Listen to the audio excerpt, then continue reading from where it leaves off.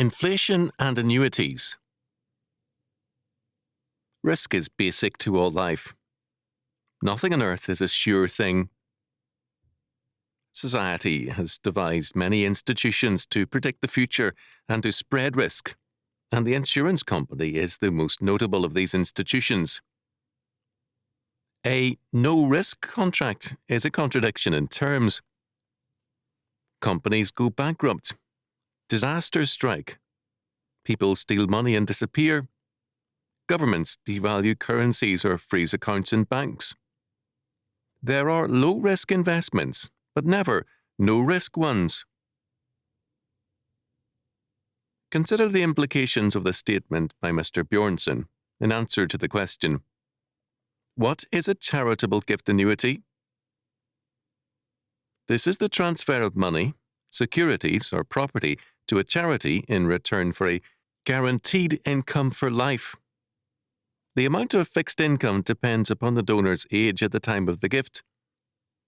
In addition to certain tax benefits, the donor has the assurance of regular income, free from investment concern and economic fluctuations.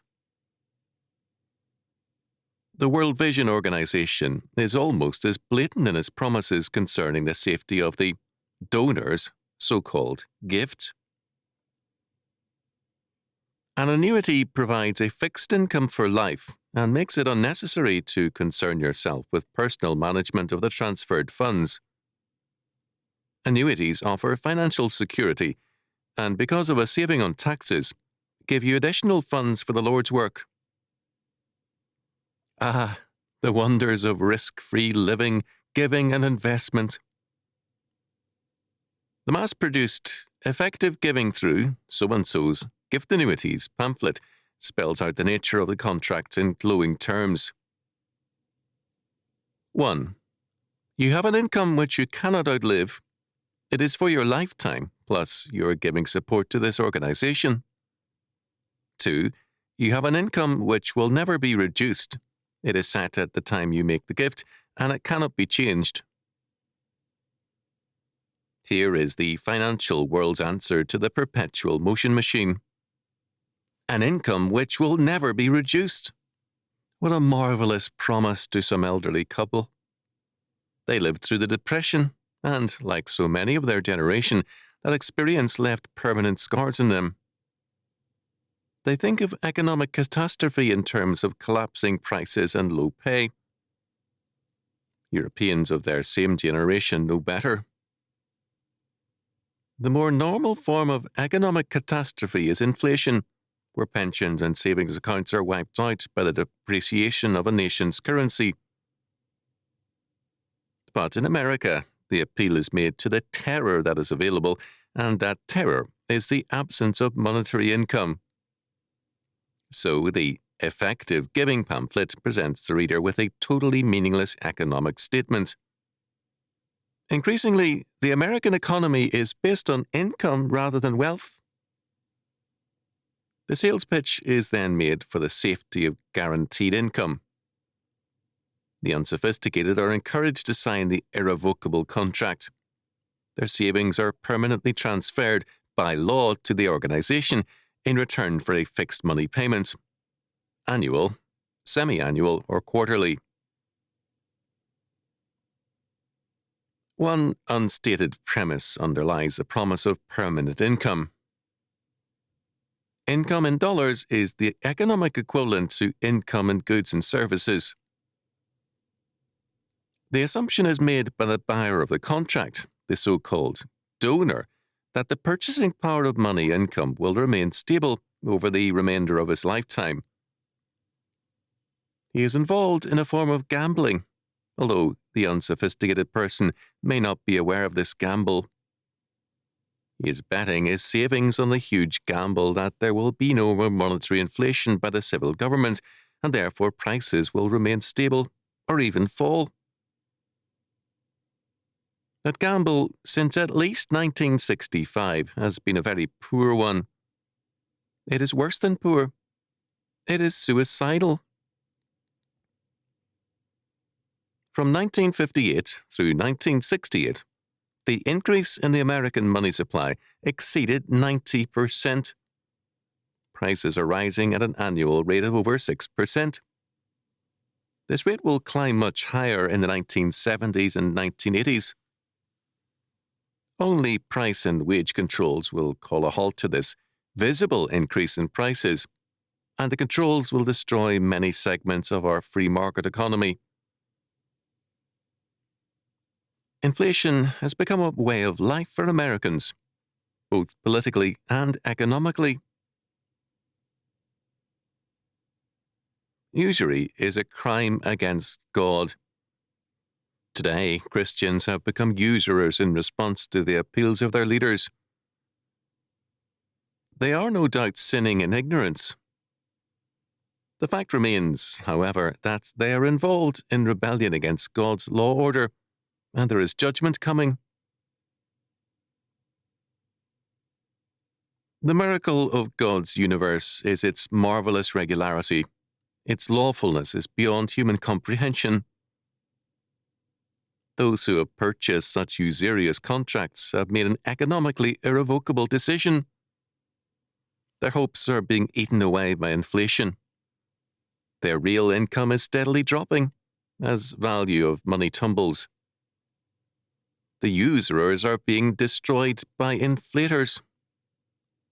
God will not be mocked.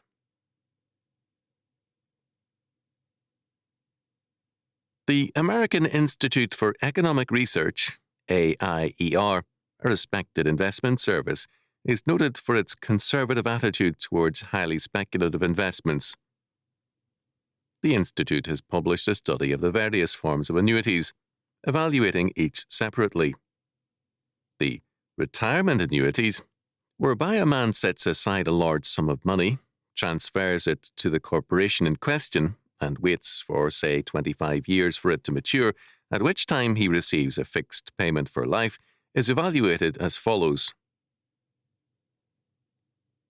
From an investment point of view, the interest earned on the annual premiums is not especially favourable because the guaranteed return over a long period of years is less than that paid by most savings banks. If there is any substantial improvement in the average length of life in the future, the option of an annuity may be valuable. On the other hand, probable inflation and the threat of another devaluation of the dollar indicate that deferred contracts of this nature may not be favourable. Recent reports made available to the news media by the federal government have announced that a marked drop in the average life expectancy for males over 5 years old has appeared.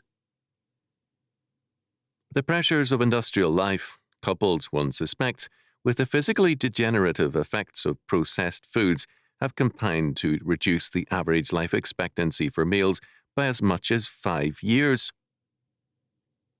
So the purchaser of a deferred annuity loses both ways. He lives a shorter life and is paid off in depreciated currency. Strictly as an investment, the Institute goes on to say, most retirement annuities are not especially desirable. The interest yield to the maturity of the policy is lower than probably can be obtained from a wise selection of other investments. The study adds this warning. During an inflationary period, funds should be invested principally in the types of securities that will tend to preserve purchasing power. Publications sent by the Institute since the issuing of this one indicate that, in the opinion of the Institute's staff, runaway inflation is now a distinct possibility. The higher the rate of inflation, the poorer the investment in annuities of any kind. The AEIR staff recommends that elderly people purchase Swiss annuities only. April the 19th, 1971. Since the economic effects of inflation on annuities and other kinds of insurance contracts, as well as on long-term loans, is to destroy the investor's capital, should the churches continue to promote such contracts, even if they were not usurious, which they are. Can the church's leaders afford not to analyse the causes and effects of inflation and then bring the warning to their flocks? Does not this aspect of preaching fall under the general requirement of preaching the whole counsel of God? The answer of most of our pastors today is simple: no. When R.J. Rushdoony spoke in a church on the nature of inflation at a special midweek conference, he received a letter from a pastor who was critical of such a message even being presented inside the church's building. On another such occasion, one minister was threatening to have him publicly disciplined by his denomination for having narrated a film strip critical of the inflationary policies of the Federal Reserve System. Any number of arguments can be used by the antinomian clergy against this kind of preaching. Separation of church and state? And never mind about our tax law break. The Bible doesn't talk about inflation. The Bible isn't a textbook of economics. We're under grace, not law. So they continue to lead their unsophisticated, trusting congregations into usury and economic self-destruction. No warnings are offered. No attempt is made to abandon the loan contracts. There is every evidence in our churches today of judicial blindness, a curse imposed by God comparable to the one promised by Isaiah and administered by Christ. But hearing ye shall hear, and shall not understand, and seeing ye shall see, and shall not perceive. Matthew chapter 13, verse 14.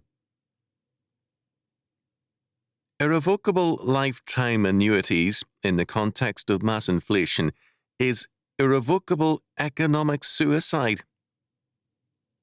A pastor who fails to warn his flock of this fact, thus exposing the lies printed in his own denomination's huckstering pamphlets, is nothing but a destroyer, a wolf in sheep's clothing, who seeks to impoverish the weakest members of his congregation.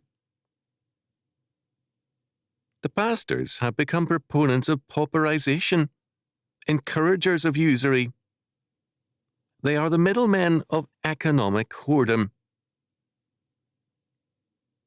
By validating a wholly illegitimate transfer of moral business practices to the realm of the institutional church, they have become financial pimps.